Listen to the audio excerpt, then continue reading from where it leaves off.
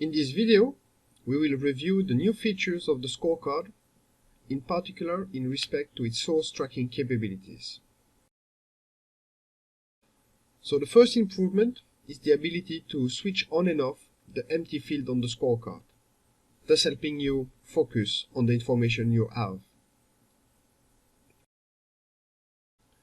Next, we have expanded the source tracking functionalities. Now, beside each property field, you will find a little menu. So let's go and explore it in detail. Starting at the top level, the menu allows you to see all the versions of your nodes, along with the sources used up to that point. For instance, we can see here that the node was created on a New York Times page, before being edited on the workbench, and then again on a Wikipedia page, and so on. If you use more than once the same source, the information is summarized, so that you only see once each source used. In addition to tracking the version changes, you can investigate in details the source used for that particular node. At the top of the panel, you'll find the list of all the sources used for that scorecard.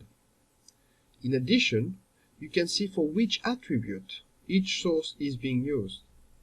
So here, we can see that the New York Times source has been used to populate the name and class attribute, while we updated the AKA and social media handle field on the workbench, and so on. If we now focus on a specific property field, we have the same two options: tracking the version history, along with the relevant sources information, and also explore in detail the sources used for that particular field.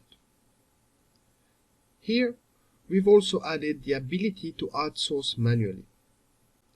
For instance, if we have a PDF document, such as this, that we want to reference for specific information on our node, we can do it by clicking this little plus button and adding the URI or local path to the source.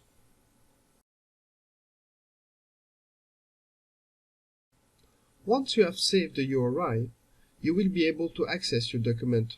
You just need to copy your URI and paste it onto your system, computer system search, and you should be able to retrieve the document.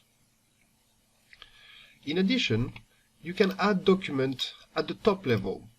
So instead of attaching a specific sources for a specific attribute, you can also attach a sources to a scorecard in general.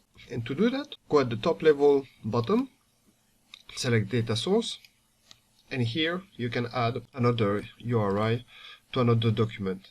And now that URI is going to be attached by default to every attribute on the scorecard, because it's been saved at the top level.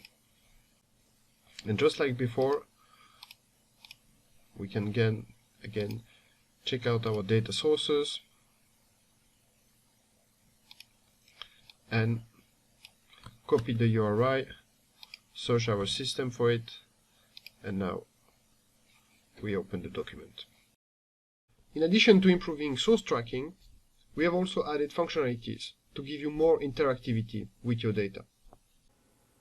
You may have also noticed that this particular field has another icon in this menu. And this icon allows you to quickly query Google News. It uses the value in the field to search Google News.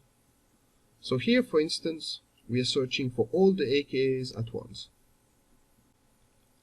Alternatively, if I click on the name and search Google News from there, you can see the search is limited to only the UN Security Council.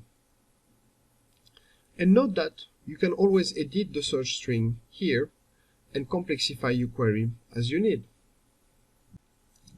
In addition to Google News, we have also developed a tool to see the live Twitter feed of users. If you create a field called RK-Twitter and add the Twitter handle without the @ then you will be able to click on this little icon and open the live Twitter feed of that particular user directly within your workbench. Similarly, if you paste a URL into a string field, then you will have the option to open the URL using this button.